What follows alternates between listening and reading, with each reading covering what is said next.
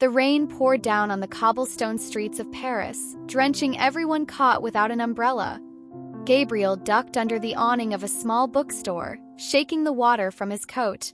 He didn't notice her at first. Celeste sat quietly on the bookstore steps, clutching a map and looking utterly defeated. "Are you lost?" Gabriel asked, his French accent soft yet warm. Celeste looked up, startled, her auburn hair clinging to her face. "Yes," she admitted, her American accent unmistakable. "And apparently, umbrellas aren't sold in Paris during storms." Gabriel smiled, offering his. "I'd be happy to help. Where are you trying to go?" She showed him the map, and they both laughed as the rain smudged the ink, leaving it unreadable. "Well," Gabriel said, "I suppose we'll have to find your destination the old-fashioned way." As they walked through the winding alleys, Gabriel pointed out landmarks, sharing stories of Parisian history. Celeste tried to explain her destination, a small art gallery near Montmartre, but the details were vague. "I'm here for an exhibit," she said, "but I've got terrible luck with directions." "You're in Paris," Gabriel replied with a grin. "Getting lost is half the adventure." They stopped at a corner cafe, the rain finally easing. Over steaming cups of coffee, Celeste learned Gabriel was a local artist, his work scattered in galleries across the city. In turn, she shared that she was a travel writer, hoping to capture Paris's charm in her latest article. "Sounds like fate," Gabriel mused.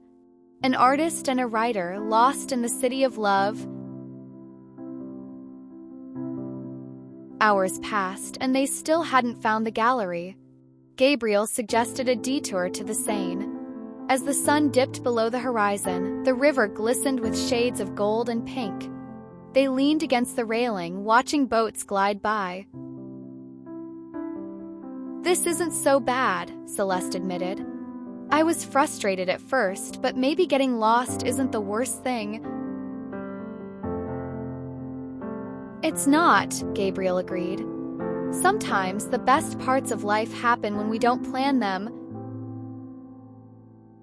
Their conversation grew deeper, touching on dreams, failures, and the parts of their lives they rarely shared with strangers. Celeste couldn't shake the feeling that Gabriel understood her in a way no one else had. As the Eiffel Tower began to sparkle in the distance, Gabriel's phone buzzed. He glanced at it and smiled. "I think I know where your gallery is. It's part of an exhibit my friend curated." They followed the streets to Montmartre, climbing the steps to a small gallery tucked away in a quiet square.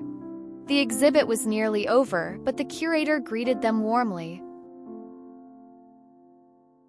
"I was afraid I'd miss it," Celeste said, taking in the vibrant paintings. "This is exactly what I came here for."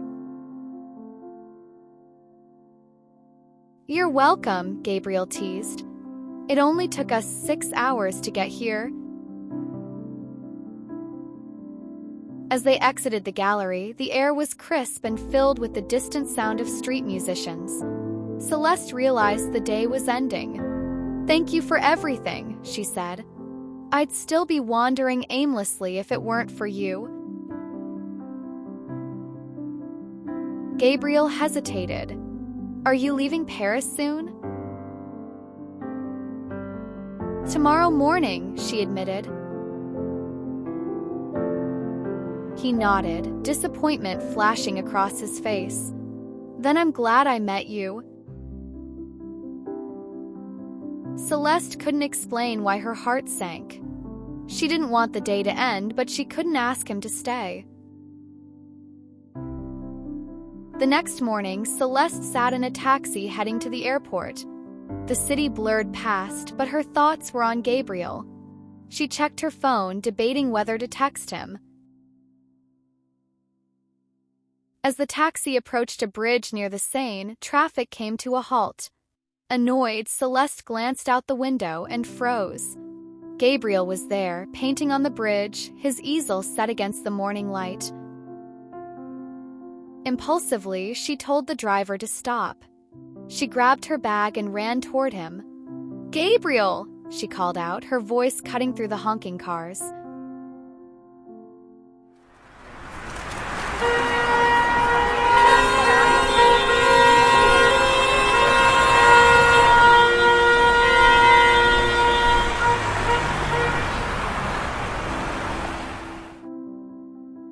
He turned, his expression lighting up. "Celeste." Out of breath, Celeste stopped in front of him. "I couldn't leave," she confessed. "Not without saying something." Gabriel smiled, setting his brush down. "I was hoping you'd stay."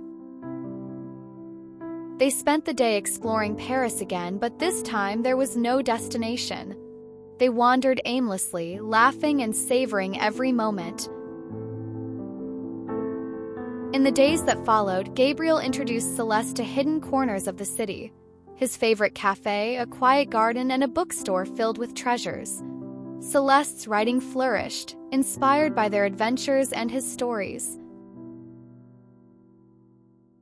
Gabriel painted her often, capturing the light in her eyes and the way her smile reflected the joy they shared. His paintings became bolder, filled with color and life he hadn't known before meeting her. Weeks turned into a month, and reality loomed. Celeste's editor called, reminding her of deadlines and the life waiting for her back home. Gabriel, too, had commitments, exhibits, and commissions he couldn't ignore. "We've built something beautiful," Gabriel said one evening as they watched the Eiffel Tower sparkle. "But what happens now?" Celeste didn't have an answer. She loved him, but her world was thousands of miles away. The day came when Celeste had to leave. The airport, they hugged tightly, neither wanting to let go. "I'll come back," she promised. "This isn't goodbye." Gabriel handed her a small painting. It was of the Seine at sunset, with two figures leaning against the railing. "Take this with you," he said. "And don't forget." Months later, Celeste returned to Paris, not for work, but for love. Together, she and Gabriel carved out a life filled with art, stories, and endless walks through the city they once got lost in.